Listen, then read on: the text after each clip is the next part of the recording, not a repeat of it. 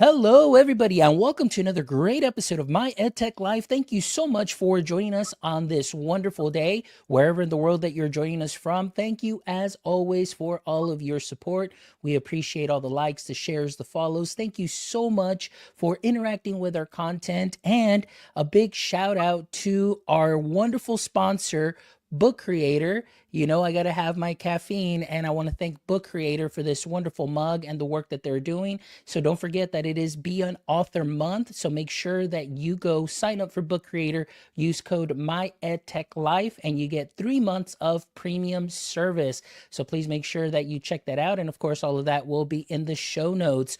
But guys, it's been a while. I've been out. I went to Puerto Rico and it was amazing doing a conference there with Tech My School. But it is always awesome to be back behind the mic, loving and doing loving what I'm doing as far as podcasting, but more than anything, connecting with some amazing and wonderful educators, professionals, people that are out there in the space that are advocating for AI, and especially AI for kids. So I would love to welcome to the show today Amber Ivey. Amber, how are you doing today? I'm doing great. How are you? I am doing wonderful, Amber. Like we were talking a little bit in the pre-show. Again, I just recently found your podcast too as well, and I just enjoy the format. Like I was telling you, the questioning, the guests that you have had, and I just love the ABCs too of AI that you've been doing. And so I find it to be a wonderful resource for parents, educators, really anybody in our space that is interested in AI, because you do such a great job at just really going in deep, but doing it in a fun way that is engaging. And I definitely am engaged on my drive home from work or even on my drive to work. So thank you so much for the work that you're doing there as well. So glad it resonates. I know the title is AI for kids, but the secret is it is for AI for everyone. We break it down in a simple way, and we really want to make sure parents and teachers have the resources they need to help kids understand AI in this outpacing AI world. Absolutely. Well, thank you so much for being here today. But for our audience members, Amber, who are not familiar with your work yet, but after the show today, I hope, and I'm telling everybody and all my followers, make sure that you go over to our webpage and make sure that you go over to the podcast and subscribe, because I promise you that you will definitely find some wonderful resources that you can sprinkle onto what you're already doing great. So, Amber, for all of those audience members who are not familiar with your work yet, can you tell us a little bit of your journey, your context within now in the AI space? How did that come about? So my journey did not start in the AI space. Well, technically it did. My initials are AI. So technically I was born into this world of AI, right? But no, it actually started in the data space. So my background is in data. I say I do government data or help governments with data by day, and I help kids understand AI by night. But my career has been in the data space for some time. So I've been helping out governments for the most part, learn how to use data to make decisions. And now, because of AI just being an extension of data, like that's the thing that powers data, over the past probably 8 years or so, 6 to 8 years or so, I've been doing research in the space, and then also getting more active in it by lending my voice to an AI avatar. My voice is actually used in an AI avatar that's by this organization called Create Lab. She travels the world. She speaks multiple languages, including Spanish, Russian, Japanese. I just tested these languages out with some kids. So I learned that she does speak a bunch of stuff I didn't know she speaks. But I've been active in the space mostly because data is an extension of AI, and data work is very important to me because I believe data helps people make better decisions, particularly government, when they're helping people get access to services or improve the lives of citizens, because that is their main job. And because of that, I was able to do research in AI, led some projects that had AI within them as well, and then decided to really look at how I wanted to think about AI. And I wanted to focus on kids because adults were a little bit scared of things. And when Chat GPT came out in 2022, at this point, I can't remember which year, I was already the voice of the AI avatar I told you about. So I had already interacted with Chat GPT or GPT through that because the company had access to OpenAI's research tools at the time and were testing it out. So when it came out, everyone was like, "Whoa, ban it, do this, or what is this thing going on?" I was like, "Wait, I've been like playing with this thing and the voice of this thing for some time now." it's not as scary as it seems. Yes, we should be cautious, but we should think about what that looked like. And then that's when I decided to switch over to kids, because I was podcasting about AI for adults and helping them understand it. But as we get older, we get a little bit nervous. We want to, we're not interested in the new things that are coming up often. And me, I get it. I don't like change unless it's a change I want to have happen. So what would it mean then to focus on the group that's already growing up in the age of AI? Someone said this to me, and I think it's a good point, is that kids that are born today, their first interaction with the internet is AI through Alexa, Google, and all these different tools. And that was the moment where my mind like really opened up and said, if their first interaction is with AI and they're AI first generation, how then do we make sure they're prepared in 10, 15 years when they're going to be in the workforce and all these tools are going to be integrated? So that's a little bit of like how I got here. Started in data, and then moved over to AI. That is wonderful. And, actually, it kind of seems like just really a natural progression, like you said, the type of work that you were doing. And then, of course, moving into the AI space. And, I agree with you with what you said. It's just also that fear of change, and especially in adults. In November 2022, when this whole thing came out, it was just like from then on, like my podcast I've been doing and interviewing, and it's just heavy conversations on AI. And it's just great because right now I'm just researching those conversations and doing like first quarter, second quarter, third quarter, fourth quarter, and just kind of seeing how the themes have changed, how it went from panic, like, no, we don't want this, to slowly, like that slow acceptance, and just kind of seeing it. And then, of course, now it's really, now that in, at least in the education space, finding those main players within the education space now saying, okay, like now how can we really ideally integrate this technology into the classroom? Because as you said, many times walking around in the shopping and things of that sort, you have students that have a device, students that you can actually hear them just control the device by saying, hey Alexa, or hey Siri, and things of that sort. This is the world that they are growing up in. But at the same time, what I do love that you said is just kind of moving your energy into the space for students and for kids to be able to explain this technology to them. And I think that's fantastic. The more that we can get that to them at a younger age and explain to them how the technology works, and how you as a human can be able to manipulate, as far as, if there's something that you're looking for, specifically the context and things of that sort, to be able to, even look at that output and make sure that we educate them to make sure that they're looking for outputs that are accurate too as well. And so the one thing that I do love about your podcast is just those little gems, and the way that, even speaking with amazing guests that you've had, and one that I'll mention to you, like I just gave a shout out pre-recording, and now I'll give a shout out here in the recording, is Dr. Nika McGee, because she is fantastic, and her and I have had the opportunity to present, and she has an awesome session on AI for littles that is like unplugged, and it is fantastic even for adults to be able to understand those things. So I love the work that you kind of both are doing, and kind of in the same space and adjacent to one another, and you through the podcast. And I know we'll talk a little bit about AiDigiTales too as well. But I want to ask you, just deep dive into, you mentioned, working with data to drive efficiency and decision making and all of those things. Like, so how has that influenced? And I know you talked a little bit more about that, but really targeting with kids, how have those experiences influenced your approach to integrating AI in education? Oh yeah. So my first job out of my master's program. So originally I was in private sector doing logistics, which is like heavy data, heavily focused on efficiencies. And I went to school to get my master's with the goal of helping government be more efficient and work better. Didn't know how, didn't know the way I was going to do it, but I took a performance management class, and one of the professors told me about this program called StateStat at the time, which was a data program in the state of Maryland that was helping the governor at the time, former Governor O'Malley, used data to like drive outcomes and get towards his goals. He had goals around like decreasing infant mortality, maternal mortality, decreasing the but CO emissions that were going into the climate, helping to reduce violence that was happening in the state. Like, he had a lot of different goals that he was focused on. And those goals all had data attached to them. So we were able to go in and help analyze those data to help the leaders of the state understand what was happening.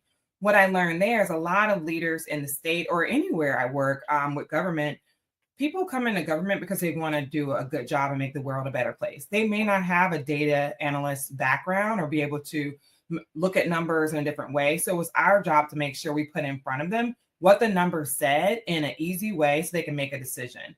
Why I bring that up is often I think across any career field we're in, we get very like technical or we make it so hard to understand or we try to make things complicated when the reality is it's best to keep things simple.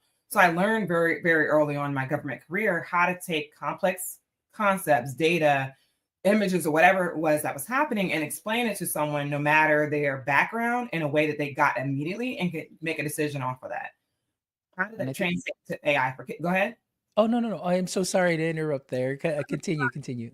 And then as it relates to AI for kids, because I've had the background in doing that, and not to mention my dad also was in the Army, they have a slogan called Keep It Simple with a bad word at the end, but keep it simple is the part I keep because when you're like deploying missions or doing work, you have to keep it simple so that you don't get someone injured or you're able to do what you need to do. So that's my model for life in general. It's like, how can I explain things in a way that's super simple for someone to understand so then they can take action?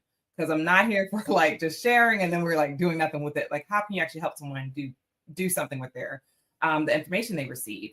So with AI for kids, it was an easier transition. I was doing the same thing for AI for adults and breaking down tough topics, but it was also an easy transition for me to say to kids, parents, and teachers, this is this weird thing called neural networks, or this is this thing called large language models. Let's break it down in the most simplest way so anyone can understand. And then we take away the intimidation. We take away the fear around it, and we allow someone to make a decision because they actually have the same information that you and I have, who may be in the space and living and breathing it every day. I love it. A lot of the things that you said just really resonate with me. And believe it or not, like the way that you're speaking, it's like you're speaking my language and it really fills my heart because it's very interesting that even I myself came from private sector and then I came into education. And it's very weird because I kind of see things in a different way, in a different lens, but I'm also the very same way that the way that you explained it, that I love to get information and dissect that information and present it to my audience, whether it's teachers, whether it's professionals and so on, in a specific way that works with them. And I also follow the KISS philosophy, except that my KISS philosophy, I say it's keep it simple and streamlined. I And love so so I've done a lot of presentations like that, but I love that hook where it's like, ah, guys, come on, we just got to do the KISS philosophy. And everybody's like, oh my gosh. And I said, no, keep it simple and streamlined, which is really what you're doing in that sense of taking all of this. I mean, with so much that has come out since 2022, and for you to be able to really share that information in a wonderful way, like I mentioned, listening to your podcast and the way that you make it so easy to understand, and you're talking to some very high level guests too as yeah. well that have wonderful experiences and wonderful backgrounds in coding, in large language models, in presenting, but the way that you question and draw out those answers, you do it in such a way where I'm like, oh, okay, so that's what that means. And oh, I can see that connection and so on. So I absolutely love that. And your heart for that is in the right place because we definitely need to make sure that we simplify all of this information to really take away a lot of those barriers to entry, like you mentioned. Obviously, number one being the fear. And I like myself, and I know I really this is why I really with Dr. Nika McGee, her and I really get along, is like we just consider ourselves cautious advocates where we're kind of right in the middle. Like I'm not too far to, like, yes, let's go all in.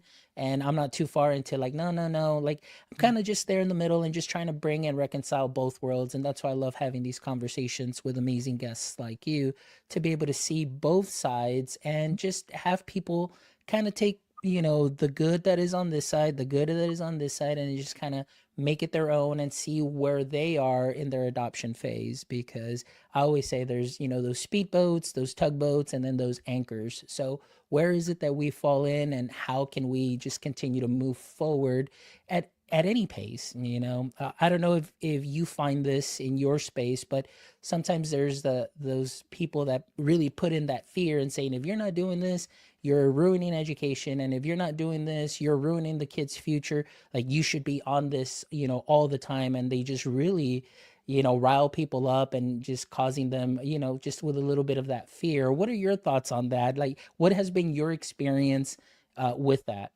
Mhm. I feel like there's every movement that happens, we have that type of voice coming through the void of saying, like, you're going to miss this. And I used to believe it for a very long time. And then I realized if I miss this, there's another thing coming the next day. And then there's another thing coming the next year, and another thing coming the next 10 years, regardless of what it is. Like, there are skill sets that I do want kids to learn. I think that's important for all of us to be AI literate. But do I believe if a kid doesn't fully understand AI, will they not make it in society? I don't believe that, because I also know that people who are investing in AI are also investing in outdoor sports and outdoor activities that have nothing to do with a computer, because they don't know what's going to happen with AI, and they don't know if people are going to be so tired of being integrated into computers that they're going to go then want to do more things that are away from a computer. So we all don't know 100% either way. I tell kids, think about how AI, STEM, whatever the topic du jour is of the day, how can that integrate into things you want to do and enhance the thing you want to do? Like, I was just speaking to some kids last Friday for Pi Day, and I always ask, do you have a career that STEM or AI will not touch? And of course, I have kids raising their hand left and right. Some folks are like, I want to be a cook. I want to be a soccer player. I want to be an artist. And then I have the other kids tell them why AI, STEM are still going to be a part of that career. And what you find is that I don't have to tell them. The kids around them, even the ones who raised their hands and said their career will not be impacted, are able to tell the other young person, like, hey, no, actually, it's used in the shoes that the soccer player is wearing. And if you want to be a really good soccer player, you're going to want to think about math and angles and kicks. Or if you're a great cook, you want to think about measuring the perfect recipe, or et cetera, or using YouTube or whatever to share your cooking videos. So I say that because kids in the generation that are currently born are going to figure it out. Most of the careers that are here today, we could have told kids, we couldn't have. Like, there's no way we could have told kids that YouTube influencers would be a career that kids are talking about, or being on TikTok, or dancing and choreographed dance, and all these things that are now making people like a livable wage, right? Not in the $1 million version, but the people who are like using it to make an income on the side, who had never known that was a job, the Ubers of the world, all these things. So I caution against people saying, if you don't do this, because I know that humans are innovative and creative, and when pressured, they're going to figure it out and figure out a way. Yeah. No, and you know what? I thank you so much for that reply. This is one of the things that I know when I went to Puerto Rico for this conference, for Tech My School conference. A big shout out to them and the work they're doing in Puerto Rico. They had a presenter, and it just seemed like the whole thing was just putting in fear, putting in fear, putting in fear. And if you haven't done this, you're too late. And if you haven't done this, that's it. And I was just like, what in the world? This is very interesting. And again, and this just goes back to just my experience, like you mentioned. I know that we've had iPads, and iPads were going to revolutionize education, and test scores were going to go up, and I still haven't seen a lot of that yet. Then Chromebooks came about, and that new technology, everybody needs to be one-on-one, and things of that sort, but still haven't seen a lot of those results yet as far as the education. And so the next thing will come, and like you mentioned, I know Dr. McGee's she's already talking about quantum computing, and I know you've recently had those conversations on the show too as well. So then, like you mentioned, it's like you think that this is it. I mean, just wait till what's coming out either later this year or next year, and so on. And so, but I do love the fact that you address the skill set that is important for a lot of young men and women to have at such an early age, to really grow into that, which is the critical thinking skills, the collaboration, the communication, the problem solving, troubleshooting, all of those things that really just are, I think, and I always thought this is what I've already been doing in my classroom when doing my lessons and doing my projects and so on. So oftentimes I just feel that they take it to that whole other level where no, you're really missing out. But thank you so much for that reply. I really loved it. Now I want to ask you about AI-Digitales. So Mhm. I want to ask you, what inspired you to create AI-Digitales, and how do you envision that, or come up with that idea of engaging young learners and educators to understand and interact with AI in that manner? So when I decided to switch to AI for kids, it was just one little idea. So I was playing with Midjourney one day and I was doing a prompt that basically said, have a little girl in Baltimore meeting a robot in Baltimore City that's lost, and played around with it, had a whole bunch of images. And one image, I was just looking at it. I'm like, this could be a book. Like, let's actually make this into a book. So that became the AI meets AI book. It became a bestseller on Amazon. And then I was like, wait, people actually want to hear about this. What else is this thing? And then that's where AiDigiTales came from. And the reason why it's called AiDigiTales, it's like a play on digital, but AiDigiTales, and also understanding that because it started with a book, my background and the underlying pieces of it are storytelling. And like edutainment is what the company is focused on. Because I know for me, Sesame Street, Schoolhouse Rock, Barney for my younger siblings that I had to listen to because they were in the room, all those songs I still remember to this day, and all those tips about how a bill is developed through Schoolhouse Rock or whatever it is, I remember because there was like an edutainment factor, whether it was song, storytelling, or helping me think about that. So my thing is that AiDigiTales is the first part of a kid's journey, and we're planting a seed or even getting the ground ready for a seed. And my hope is that when a kid thinks about what they've learned later, like I had a 4-year-old's mom reach out and said their kid was talking about algorithms. One, algorithms is not a 4-year-old word, but we taught them that in the AI for algorithms, and now they're using that word. She may not even know what that means, even after listening to the podcast, but what she will know at 10, 15, and 20, oh, I learned the basics of that, and then understand how to apply that in life. And that's how life works.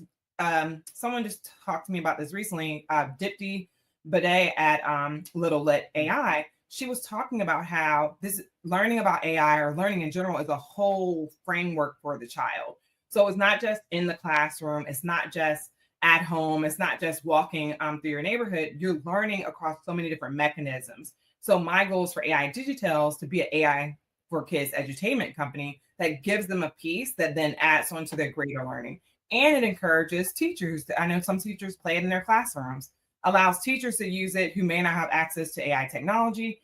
And the other piece is that we want to make sure that kids, no matter their zip code, get access to this. So most of the stuff we talk about, and even if you listen to like the AI for Kids ABC series, a lot of the things you do, you're not doing with a computer. You're doing with pieces of paper, with your friends nearby. You're using what you have to understand the concept, because it's not missed upon me that a lot of kids don't have access to technology. And coming from a data and government background, I know communities, they're still on dial-up, and people are shocked every time I say that, like dial-up, not broadband, and do not have access to the internet and don't have access to cell service. So for kids who are able to hear this stuff at school or other places, they can then go home and do an activity where they may not have a computer, access to high-speed internet. I want to make sure kids are able to do it no matter what. And I'm just a piece of that puzzle, a piece of that story. I love it. And if you don't mind, what I'm going to do is I'm going to go ahead and just share. So I'll bring this on just so for our audience members that are going to be checking out the video. So here it is, AiDigiTales, and I love this. The layout, Amber has videos. There's so many great things. Of course, all the resources here, the books, but this is the one thing that I love right here, the AiDigiTales. This is wonderful. And so I think, Amber, you really, thought about this, and just the way that you have here, just these AiDigiTales characters, and of course the representation that's there too as well. And so this is something that is fantastic, that is engaging. And the one thing that I love is that, like you mentioned, you've got resources here that could be played either at school, they could be played at home, and of course the student is going to be learning the ABCs of AI. And this is something that is fantastic. And of course, guys, this will all be linked in the show notes. You can definitely check out the website. And I do want to talk about the podcast now. Okay. So, as like I mentioned to you, as a listener, and a fairly new listener, but I've listened to about 6 episodes now and everything. And, and I'm going to continue listening to them. But one thing that I loved about that is, just the way that you take all of this, I guess information about AI and breaking it down. Like we talked a little bit about this, simplifying it for a child. Can you, Amber, walk me through that process of how you take, large language models, if you take, algorithms, and what's your process in breaking it down Oh, to yeah. explain it to a child? So because of my background, I've had to break topics down my whole entire life. So it's helped that because of the way I've grown up. And also another thing I do want to bring up about AI Digitox, which matters here, is that all those AI Digitox are representative of kids I've met throughout my history and my childhood. My dad was in the Army, my mom was in the Navy when they met. And so my dad stayed on in the Navy and my mom got out my dad stayed on in the Army, my mom got out of the Navy. So we traveled around a lot. So I was able to meet a bunch of different kids from different backgrounds. So for me, my world was always full of kids of different backgrounds, and I didn't know anything but that. And because of that, I am moving around a lot. I had to learn how to adjust to where I was and to be able to fit into whatever cultural context I was in, whatever was happening within my environment, the different types of people I was interacting. I became a master adjuster. So I'll say that has helped me out a lot. So now when it comes to just AI for kids, I try to make sure one thing is like the age level. So originally, I wasn't sure what age level. I knew I wanted to do like elementary and middle school because a lot of resources do focus on high school, particularly around coding and everyone else. And there's nothing for like elementary kids and then like middle school. So I said I wanted my target audience to be 4 to 12. I talked to a bunch of kids about this to try to figure out like what makes sense for them. And I also get to test the stuff out in person when I'm or virtually when I'm doing like AI for kids workshops, which has been helpful in that they're like my case study for that. And because of AI, I also use AI to help clean up my scripts. If I'm saying things in a way that's too complicated, I'm like, make this more simple or help me say this in a way that a kid can understand, because I don't want to assume that I have gotten it right for that 4-year-old for the elementary school episodes and for the middle schoolers. Middle schoolers, I'm a little bit better at, because I interact with them a little bit more, and they're a little bit higher as it relates to where they are with understanding concepts. But elementary is hard, so I will ask AI to help me think through how do I say this in a way that's helpful, and it does help for me to create something that allows me to explain it in a way. And AI also is not perfect, right? So I start with my script, use AI, and then I'm like, I don't like that. I would explain it like this and then make the edits to that. And I'm able to help drive AI through using AI to help me explain it, particularly for my elementary school kids. Love it. Well, let's talk about your podcast too, because I mean, you've got AI Digitales, but then you also have the AI for Kids podcast, which, like I said, when I first started listening to it, I was like, this is so great, because one of the things, honestly, that really engages me is, you do a fabulous intro and explaining, but then, while you're interviewing, you get the little, sound effects and everything that play right into what your question is or what your guest is responding. And so it is fantastic. So I do want to talk about that. How Mhm. did that inspiration come about? When did you say, you know what, I'm going to go ahead and start a podcast and, just continue the work through that? So I started originally with my podcast. It was called, the name was horrible, but I'll say it. It was called AI Decodes the System. And my whole thing was like Amber breaking down, which wasn't simple, like as I told everyone to be simpler, KISS a method that was not. But it was me breaking down different things about AI, data, technology in the space that I live in, right? So I was doing that for some time. And then fast forward, the things happened with Chat GPT coming out back in 2022. And I still kept podcasting, but then I also realized that there was that disconnect that I was saying. I felt like I needed to focus on kids. So last May, I was like, I just need to transition fully to kids. And that was after the book it came out. I had a few books after that. And I decided that it was time for me to like move on to kids. Because it's kid focused, I was like, all right, I got to put on a different hat. And again, talking to young people to say, like, what matters to you, listening to other kid focused podcasts. And also knowing at the same time, I wanted to be focused on kids, but I knew a parent or teacher would be listening in the background or using that to try to get their kids to listen. I wanted to make it age appropriate for young people, but also not to the point where adults would be like, I don't want to listen to this. This is like too kiddish or whatever. So I was trying to play a helpful balance. And I always tell people before we interview, I'm like, there are going to be sound effects. Apologize in advance if you don't like where it is and things like that. But the goal was, because kids, one, already have a short attention span. Attention. How can we keep them involved and remind them to listen again when we're doing for elementary school kids 5 minutes. That's a long time. So what does that mean to make sure? So that one, I wanted to have music playing throughout the whole episode. So there is music throughout the whole episode. And then there's also sound effects. Understanding that middle and high schoolers, which is the longer form content, may not want to hear music the whole time, but also need that like reminder of, hey, listen in, or you may have zoned out. How many of us listen to podcasts and then we zone out and then need to be pulled back in? Trying to make sure there was sound effects in it that pulled a person back in to get them to listen or refocus and then possibly rewind if they missed it.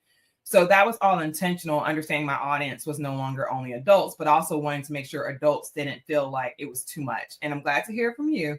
It doesn't feel like it's too much. No, not at all. Actually, it's really, like you mentioned, it's really engaging because, you're driving, you're listening, and then, like, you're absolutely right. I mean, sometimes you get out of work and you're trying to decompress. So you've got something going on, and then all of a sudden it's like you hear like ding, and you're like, oh, okay, and then you're back, and then I'll be like, okay, you know what? Let me go back 15-second mark. Let me listen to that again, and so on. And I find myself just really interacting with it, and that's the one thing that I do love.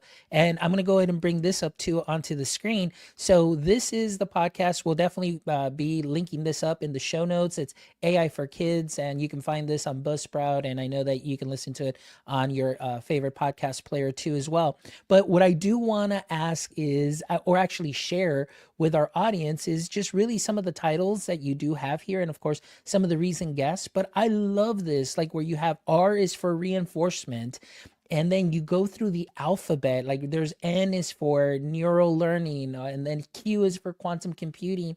And I love the way that you label this. This is for elementary, this is for middle school. And so I think that this is a fantastic resource for teachers to be able to have in their classrooms when they have a little bit of extra time, or they can do a little mini assignment. This could be a station just to even just go through the alphabet and understand this a little bit more, tying it into digital literacy and things of that sort. And this is great. I mean, to me, it's weird because this is, to me, as interactive of a podcast as you can find, even through Buzzsprout, because of the sounds. It really engages you and really captures your attention, and making sure that you're not missing those important bits of information. So I think that's great. And I also love your format where you have the little game show questions for your guests and so Yeah. on. So guys, please, I promise you will not be disappointed. Make sure that you check out AI for Kids. And I promise you, it's not just for kids. You yourself, as an adult, as an educator, as a professional, will definitely be engaged with the wonderful conversations that you have there. And just the format is fantastic. And I think Amber really knocked it out of the park as far as really going back and digging in deep to that KISS philosophy, and just really putting some great stuff out there. So Amber, thank you for that. So just a couple more questions, Amber, and then we'll go to our final last three questions that I always ask our guests as we get ready for closing. But I want to ask you here, as far as, and I always got to bring it up, because it's part of my research too as well. It's just navigating the ethics of all of this. So, of course, as you know, as it continues to move forward, we're going to get new large language models. We had Manus, we had DeepSeek, and we have many, many more. So, I want to ask you, as far as the ethics of AI. It's really pressing that we do have these conversations. So, how do you address the balance between that innovation and responsibility in your in your work through AiDigiTales and through your podcast? So one thing that's beyond important for me, and I'm glad this is something that I know you care about as well, is that ethics has to be at the forefront of this conversation, to the point, even in my podcast, I added a pre-show note that's basically like, hey Mhm. kids, AI is great, but also it can cause harm. Because I don't want to be responsible as someone who's helping kids understand AI, not leaving that up front every single time. And even in some of the younger kids episodes, I make sure I say, as always, there's also bad things associated with this. And this is what you should look out for. Is not to make them afraid of it, but to make them understand that there's this, not necessarily new, a technology that's been around for a while, since the 50s in application, right? But it's now new in a way that we have access to it, and it's in our hands, in our homes, in places where we live, we go to school, we walk, we drive. Like, it's literally everywhere and embedded in a way that we now see. Before it was behind the scenes. So because we can now see it and we as human beings are now allowed to interact with it, we are then held responsible for what we do with it and what happens with this technology. So for me, I also say to kids, it's like, I don't want you to just be users of AI. Like, if that's what you want to do, that's also totally fine. But I want them to understand they can be the next creators of it. And being the next creator of it means that we need to have an ethical responsibility to take care of our fellow man who are using these tools. Often people who are making these tools are not at the intersection of different spaces and different communities, different cultures, different data sets, different backgrounds where they can see everything. I, as a human being, would be wrong to say I know everything about every community or everything I should think about. So, with that being said, if we know that a lot of these tools are developed by one type of person or one person from one background, or me as an individual, if I'm only the only person there developing this, I have no view outside of myself, that's probably not the best way to build anything. We want to build for the person who has least access so that we all have access and we make sure that everyone's protected. Too many times tools have went out. Social media is a big one, right? Too many tools, phones, or things have went out like social media, and then we just let it run. And then we're like, oh my gosh, bullying is up, suicide is up, depression is up in kids. They're now dealing with imposter syndrome because we as a society didn't decide to take ownership in the shared resource that we're all using and make sure our most vulnerable, mostly kids and those who cannot protect themselves, are protected. So I talk about AI always with AI ethics. If we do not do this right, we will continue to widen the gap. The gap is already widening as we speak. Different AI tools, as we've seen, have had adverse impacts for people who look closer to you and I than those who do not look like us. For women, what does that look like? For people who speak different languages, what does that look like? The AI large language models was really built off of Western data sets. So what does that mean? That means they may think a little bit differently than I would think on a day-to-day basis. And we got to make sure that if that is happening, we want to know about it. We want to make a decision on how we're going to improve that. And the kids who are growing up, that they have an opportunity to say, because they're really good at it, that's not right, or this should be done another way, or you should think about this. Kids, young people need to be at the table because as we get older, we often forget about all those things that we were passionate about when we were younger and forget about the questions and the curiosity. So we need to make sure those people are at the table and the people we're building these for are at the table so that we have a more ethical AI. Understanding that bias is inherently built into how the models work, like you're literally doing weights and things like that.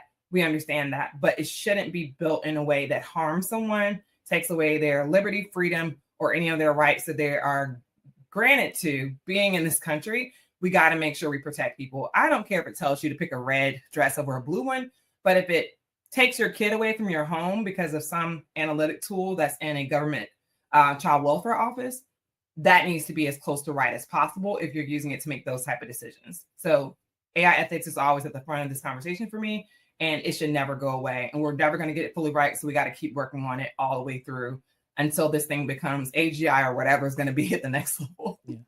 Yes. No, I agree with you. Thank you so much for sharing that and just really, very passionate about it, and I think you and I are very in line with, your response. And this is really one of the things that I've definitely been voicing. And oftentimes it seems that our voices are really drowned out by a lot of the hype and the excitement that is out there because of people that are all about, hey, let's move fast and break things.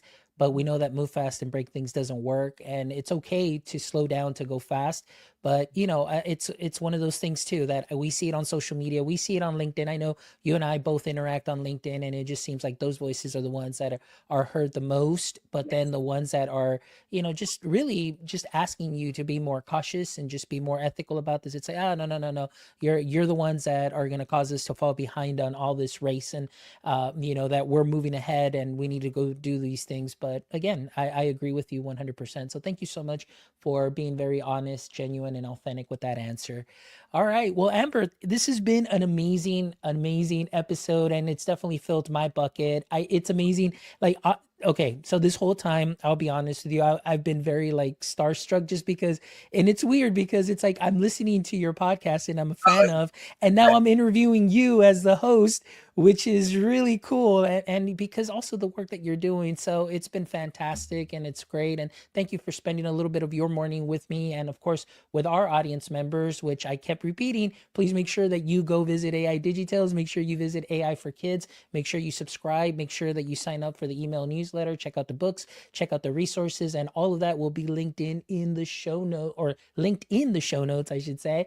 And of course, you'll be able to follow Amber on LinkedIn as well, and all her socials that'll be posted too also. So make sure that you connect with her. She's a wonderful resource, and I promise you that she will take anything that is out there and she'll, make it simple for you with her KISS philosophy. I promise.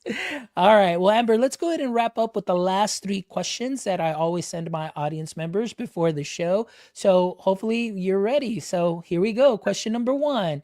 In the current state of education, well, I should start this the way I normally do is, as we know, every superhero has a weakness. And for Superman, that kryptonite just weakened him. It was just like, such a pain point. So I want to ask you, in the current state of, we'll say, AI, what would you say is your current AI kryptonite? My current kryptonite is the amount of models and feeling like every time a new one comes out that I don't know what to do with myself. And because it's so many coming out all the time. So it's like if you're trying to then tell everyone you're helping them with AI literacy, but then you don't know or haven't played with the newest model, it's like, did I mess up? Am I not where I need to be? But I had someone actually told me this week, they were like, you don't need to know all the models, Amber. It's okay. Like the underlying foundation is what you need to know. And that's helping me feel a little bit less like it's my kryptonite. But for right now, it is the number of models stresses me out daily. So I guess it's kind of almost like that fear of missing out, like just like oh my gosh, like I just learned this one and now like here's this next one and so on. But you know what? That was some great sound advice that you just shared, or that they shared with you. It's like, hey, it's okay. Everything kind of like under the hood, still very Yeah. similar, just slightly different. But really, it's just as long as you focus on sharing those wonderful skills that'll help students, educators, and professionals be able to navigate that space. I think that in the long run is what's going to help them. So just keep doing what you're doing, my friend. All right. Question number two is, if you could have a billboard with anything on it, what would it be and why? I'm cheating. It would say AI for kids.